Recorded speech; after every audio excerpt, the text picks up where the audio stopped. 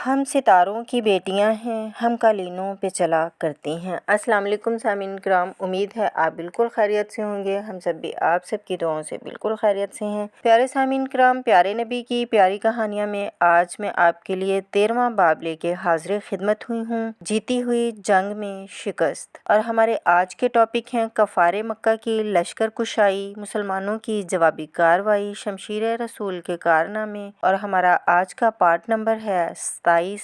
سامعین کرام، اس سے پہلے کہ میں آپ سے یہ ٹاپک شیئر کروں، آپ سے گزارش ہے آپ میرے چینل کو سبسکرائب کر لیں اور بیل آئیکن کو پریس کر لیں تاکہ میری ہر نئی آنے والی ویڈیو کا نوٹیفیکیشن سب سے پہلے آپ کو مل سکے۔ آئیے ٹاپک آپ کے ساتھ شیئر کرتی ہوں۔ اعوذ باللہ من الشیطان الرجیم، بسم اللہ الرحمن الرحیم۔ کفار مکہ کی لشکر کشائی۔ جنگ بدر میں عبرتناک شکست کے بعد کافروں میں انتقام کی آگ بڑی شدت سے سلگنے لگی۔ ان کے بیشتر سردار اور پیشوا ہلاک ہو چکے تھے، ان کی یاد ان کے دلوں سے محو نہ ہوئی تھی۔ قریش کی ہر عورت اپنے باپ، بھائی، شوہر، بیٹے اور عزیز و اقارب کی یاد میں نوحہ کرتی اور آنسو بہاتی تھی۔ ان کے کئی شاعر انہیں بدلہ لینے کے لیے اکساتے رہتے تھے۔ غرضیہ کہ مکہ میں ہر جانب غم و اضطراب کے بادل چھائے ہوئے تھے اور انتقام کی آگ پوری طرح شعلہ زن تھی۔ دوسری طرف ایک خوفناک مالی بحران ان کے سر پر منڈلا رہا تھا۔ انہیں 2.5 لاکھ درہم سے زائد رقم قیدیوں کا فدیہ ادا کرنا تھا۔ مدینہ سے گزرتی ہوئی شام کو جانے والی تجارتی شاہراہ پر مسلمانوں کے قبضے سے ان کی تجارت بہت بری طرح متاثر ہوئی تھی۔ نتیجتاً مکہ کا تقریباً ہر گھر اقتصادی بدحالی کا شکار تھا۔ چنانچہ جذباتی اشتعال کے علاوہ اقتصادی ویرانی سے نجات پانے کے لیے بھی سب چھوٹے بڑے جنگی تیاریوں میں مصروف تھے۔ کفار مکہ کی لشکر آرائی۔ آخرکار جب تمام تیاریاں مکمل ہو گئیں تو کفار مدینہ پر لشکر کشی کے لیے اٹھ کھڑے ہوئے۔ 5000 افراد پر مشتمل ایک لشکر جرار تیار ہوا۔ ان میں 700 زرہ پوش، 200 گھڑ سوار اور 3000 اونٹ سوار تھے۔ لشکر میں عورتوں کا ایک خاص دستہ بھی شامل تھا جس کی قیادت ابو سفیان کی بیوی ہندہ کر رہی تھیں۔ یہ عورتیں دف بجا بجا کر رزمیہ اشعار پڑھتیں اور سپاہیوں کے جذبہ انتقام کو ابھارتی تھیں۔ ہندہ یہ اشعار پڑھ رہی تھی: ہم آسمانی ستاروں کی بیٹیاں ہیں، ہم قالینوں پر چلا کرتی ہیں۔ اگر تم آگے بڑھ کے لڑو گے تو ہم تم سے گلے ملیں گی اور اگر پیچھے ہٹو گے تو ہم تم سے روٹھے رہیں گی۔ غرض کفار کا یہ لشکر مکہ سے بڑی دھوم دھام سے روانہ ہوا۔ راستے میں جب یہ لوگ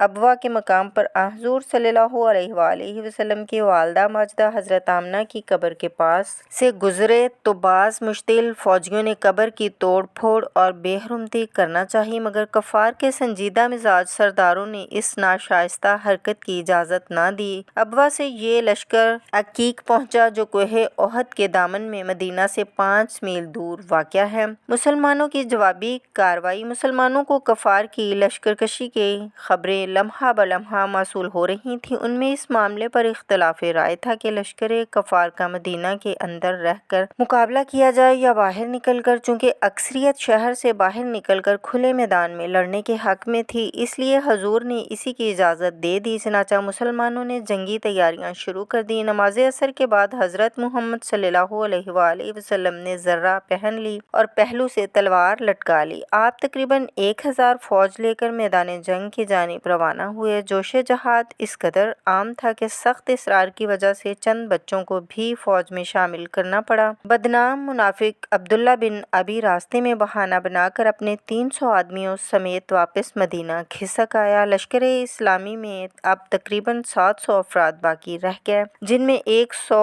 زرہ پوش تھے۔ اسلامی فوج نے مدینہ سے 3 میل دور کوہ احد کے دامن میں اپنا پڑاؤ ڈالا۔ مسلمانوں کے پچھلی جانب پہاڑ کے دامن میں ایک درہ تھا جسے جبل عنین کہتے ہیں۔ خطرہ تھا کہ دشمن اس درہ سے نکل کر پیچھے سے حملہ آور نہ ہوں، اس لیے حضور نے شروع ہی میں 50 تیر اندازوں کا ایک دستہ اس درہ کی حفاظت کے لیے مامور کر دیا۔ دستہ کے سردار عبد الرحمن بن جبیر مقرر ہوئے۔ انہیں ہدایت کی گئی کہ فتح ہو یا شکست انہوں نے کسی صورت بھی اس اہم پہاڑی مورچہ سے ادھر ادھر نہیں ہٹنا۔ اس لطیف نکتہ کو ذہن نشین رکھنا بہت ضروری ہے کیونکہ جنگ احد میں مسلمانوں کی ہزیمت کا راز اسی نکتہ میں مضمت ہے کہ جب رسول خدا کے احکام سے تغافل برتا جائے تو کیا حشر بپا ہوتا ہے۔ شمشیر رسول کے کارنامے: اسلامی لشکر میدان جنگ میں صف آرا ہو گیا۔ حضور صفوں میں گشت کرتے، ان کی ترتیب و تنظیم کا جائزہ لیتے اور مجاہدوں کو ضروری ہدایات جاری کرتے رہے۔ پھر آپ نے اپنی ذاتی تلوار ہوا میں لہراتے ہوئے فرمایا، کون ہے جو یہ شمشیر لے اور پھر اس کا حق بھی ادا کرے؟ کئی بہادر جوان حضور کی شمشیر لینے کے لیے آگے بڑھے،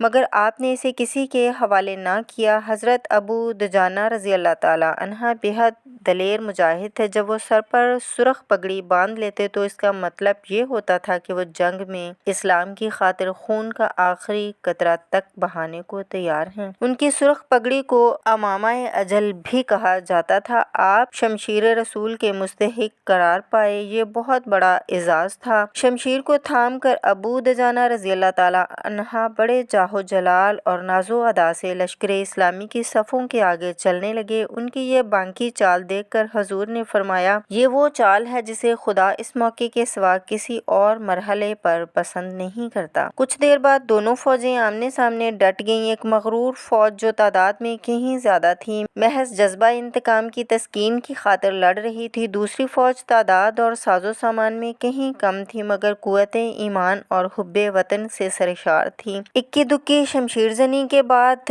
عام لڑائی شروع ہوئی۔ حضرت حمزہ رضی اللہ تعالیٰ عنہ، حضرت علی رضی اللہ تعالیٰ عنہ اور دیگر مسلمان مجاہدوں کی بے مثال جرأت اور ہیبت سے دشمن پر مسلمانوں کی دھاک بیٹھ گئی۔ اسی طرح حضرت ابو دجانہ رضی اللہ تعالیٰ عنہ شمشیر رسول لہراتے دشمن کی صفوں کو چیرتے اور انہیں ڈھیر کرتے ہوئے ہر جانب بجلی کی مانند گوندتے چلے جا رہے تھے۔ اچانک آپ کی نگاہ ایک کافر سپاہی پر پڑی جو مسلمانوں پر بڑھ چڑھ کر حملے کر رہا تھا۔ آپ رضی اللہ تعالیٰ عنہ فوراً اس پر جھپٹے تو وہ خوف سے عورتوں کی طرح چیخنے چلانے لگا۔ آپ رضی اللہ تعالیٰ عنہ نے حیرت سے اس کی طرف غور سے دیکھا تو وہ ابو سفیان کی بیوی ہندہ تھی جو بھیس بدل کر لڑ رہی تھی۔ ابو دجانہ رضی اللہ تعالیٰ عنہ نے یہ کہہ کر اس سے منہ پھیر لیا کہ شمشیر رسول کو عورت کے خون میں رنگنا مناسب نہیں۔